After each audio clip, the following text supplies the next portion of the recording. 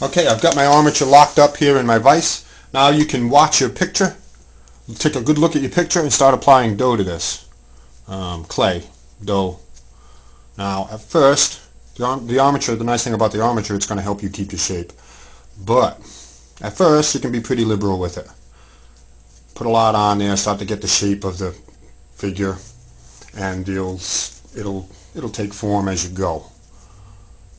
Now this tutorial is already almost 9 minutes long, so I'm going to have to either trim something off or, I don't know, we'll have to see. But see, the nice thing about this one I like is those legs are, we're not going to have to put a hole between those legs, maybe just a little bit. But that'll make it a lot easier for you and for us to do the sculpting.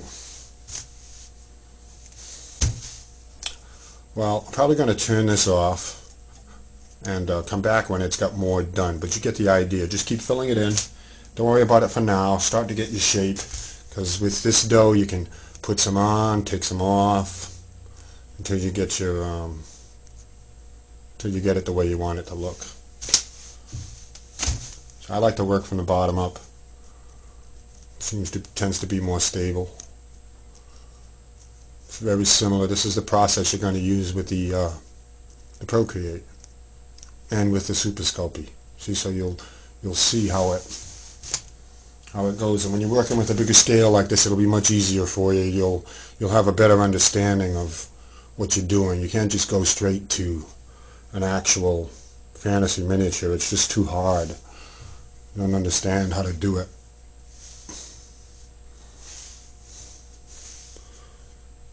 Same thing with the arms. For the most part, the arms will be part of the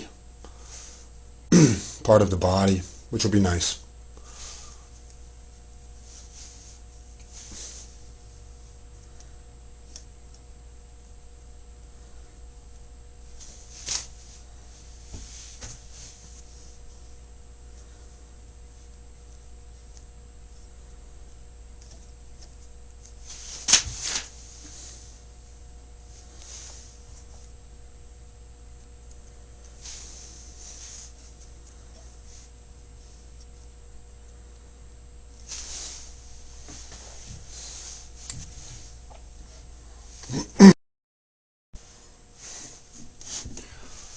Okay, I've got the basics of this miniature sculpted out.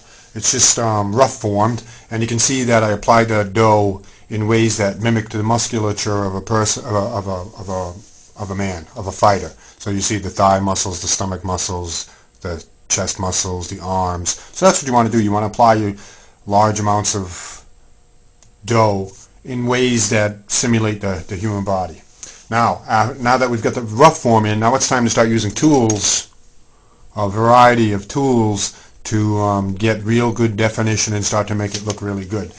Now we're using children's dough, so we're not going to be able to get real good detail. But the important thing here is this is just one step along the way of you learning how to make fantasy miniatures. So this is an important step. I wouldn't skip any of this if I were you, because this will help you to understand how clay works, how the whole process works, how to visualize three-dimensional objects, and how to make them come to life. So I'm going to start doing some detail work here on this figure, and I will get back to you and show you the finished one.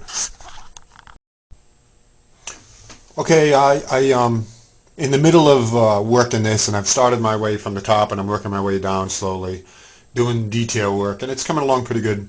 I just wanted to show you a couple of tips. You might want to, when working with any kind of a clay, you might want to get yourself a little container of water and some cotton swabs, and then you can use those to gently mold and smooth out the clay. It works really well. So that's a nice little tip that I use, and you can use your finger too. So you can see I've been using my finger just to get that shape right. It works really well in musculature because it gives a nice smooth musculature. So I just wanted to show you that. I'm going to continue working on.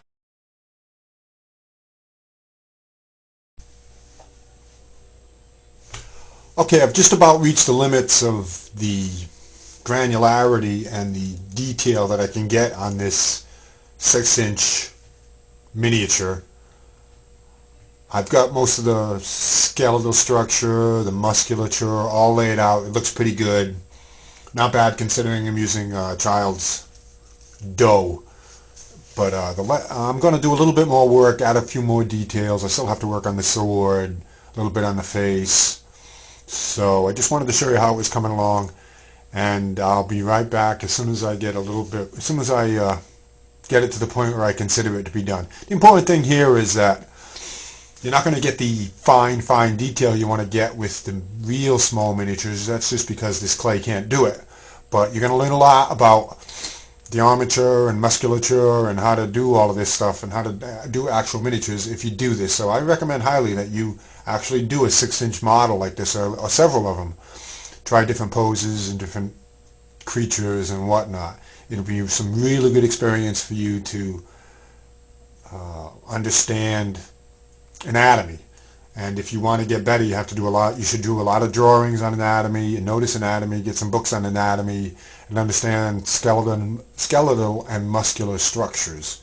So a little bit more work here I'm going to do to finish it up as best I can within the limits of the dough, and then I'll show you the complete.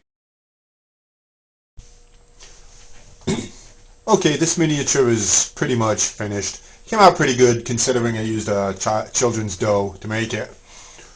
You have the whole schedule, you have the whole routine down. You know how to go through doing the drawings, making the armature, slowly adding the clay, then sculpting the clay with your hands, then sculpting the clay using small tools, getting it from rough to fine to finer, then to finer. So this is the end of this part of the tutorial. Next I'll be doing the tutorial where we go down to a much smaller miniature, and we use Super Sculpt to do that, and that tutorial will be coming real soon. So thanks for watching, and visit my website at stormthecastle.com.